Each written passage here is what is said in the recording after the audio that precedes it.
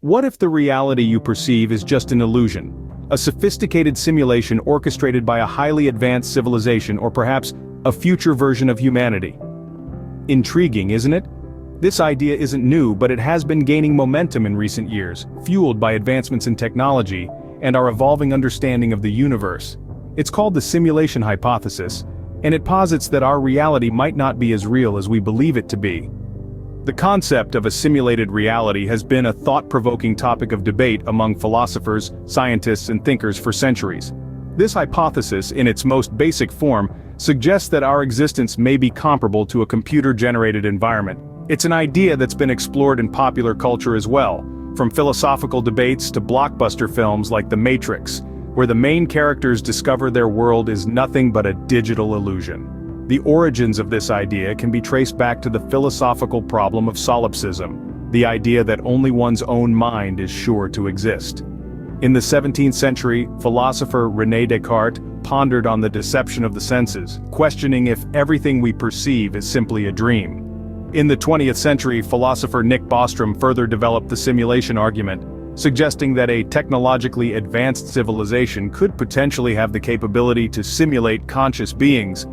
But why would a future civilization simulate us? Well, Bostrom theorized that they might be interested in studying their ancestral history, or testing various societal scenarios. It's a fascinating notion, isn't it? But let's not get carried away just yet. As captivating as this hypothesis might be, it's important to remember that it remains speculative, lacking definitive proof. It's a mind-bending concept that challenges our perception of reality and forces us to question our very existence. So, could the world we live in be nothing more than a complex virtual reality? Let's delve into the arguments. Scene script. Proponents of the simulation hypothesis make some compelling arguments. Firstly, there's the rapid advancement of technology. As we continue to develop increasingly sophisticated virtual reality and computer simulations, it's not a huge leap to wonder if a highly advanced civilization could create a lifelike simulated reality.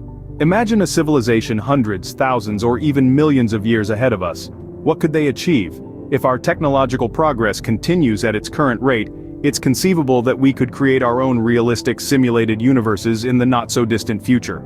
Then there are the peculiarities of quantum mechanics and information theory. Some phenomena observed in these fields align strikingly well with the principles of computer-generated simulations. Quantum particles, for instance, behave in ways that seem to defy the laws of classical physics.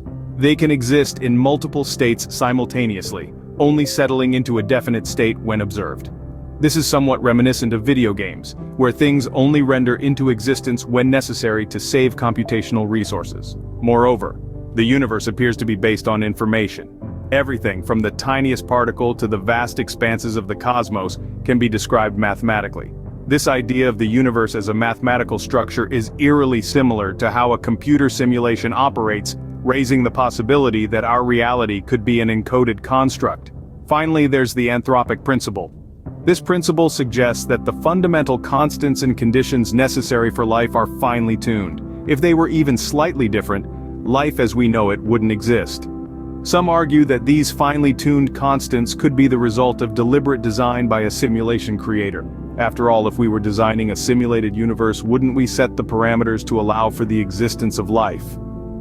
These intriguing arguments lend credence to the idea of a simulated reality. But what about the counter-arguments? Critics of the simulation hypothesis present equally compelling counter-arguments. First off, they invoke Occam's razor, a principle that states one should not multiply entities unnecessarily. This principle is often interpreted as a guideline that the simplest explanation is usually the right one. Critics argue that positing the existence of an advanced civilization capable of creating a complex simulation introduces unnecessary complexity. They contend that simpler explanations for the nature of reality, like natural laws and evolution, suffice.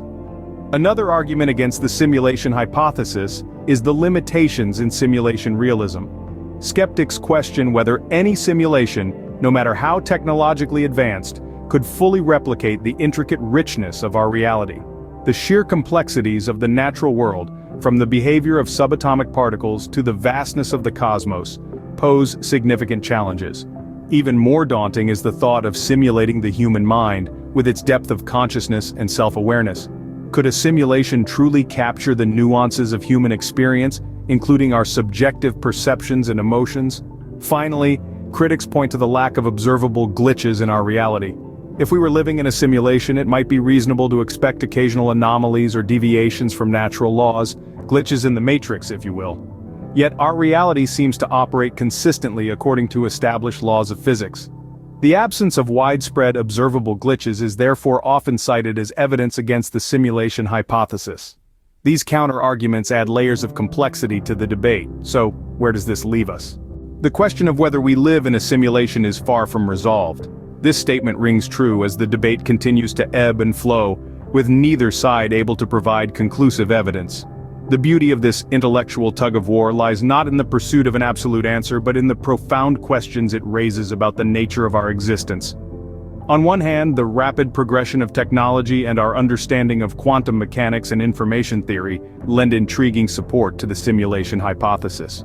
As virtual reality becomes increasingly sophisticated and our understanding of the universe deepens, the idea that we might be part of a highly advanced civilization's computer simulation seems less far-fetched. On the other hand, critics of this hypothesis argue that it introduces unnecessary complexity. They point to Occam's razor, the principle that the simplest explanation is often the best, as a counter-argument. They question whether any simulation, no matter how advanced, could fully replicate the complexity and richness of our reality. They also cite the absence of observable glitches in the fabric of reality as evidence against the simulation hypothesis. This ongoing debate serves as a fascinating lens through which to examine the world around us. It invites us to question our assumptions about reality and to ponder the profound mysteries of existence. It encourages us to think critically and to remain open to new possibilities, even as we grapple with the limitations of our current understanding. At its core, this debate is a testament to the power of human curiosity and intellectual exploration. It reflects our relentless quest to understand the world around us, to push the boundaries of our knowledge, and to grapple with questions that may never have definitive answers. As our understanding of both the universe and technology continues to evolve, the exploration of the simulation hypothesis will likely persist. So let's continue to question, to explore, and to marvel at the profound mysteries of our existence. Because whether or not we live in a simulation, the journey of inquiry is a fascinating one. And it's far from over. The simulation hypothesis, while speculative, stimulates a fascinating exploration of the nature of reality. It's a concept that pushes us to question the very fabric of our existence, to probe the depths of our understanding, and to marvel at the intricate dance of the cosmos. We've journeyed through a realm of possibilities, traversing the arguments for and against the idea that our reality might be a grand simulation. The proponents of this hypothesis point to our rapid technological advancements, the enigmas of quantum mechanics, and the curious anthropic principle. They suggest that these could be indicators of a reality masterfully crafted by a highly advanced civilization, an intricately woven tapestry of code and algorithms.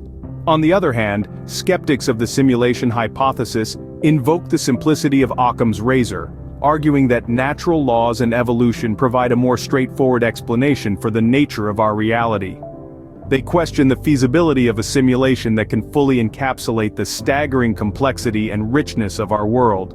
Moreover, they argue that the absence of observable glitches in the fabric of reality suggests we're not living in a matrix-like construct. As we reflect on these perspectives, it's essential to remember that this realm of thought is still largely speculative. We're probing the boundaries of human knowledge, venturing into territories that are as intriguing as they are uncertain. It's a debate that invites us to contemplate, to question, and to marvel at the vast mysteries of existence.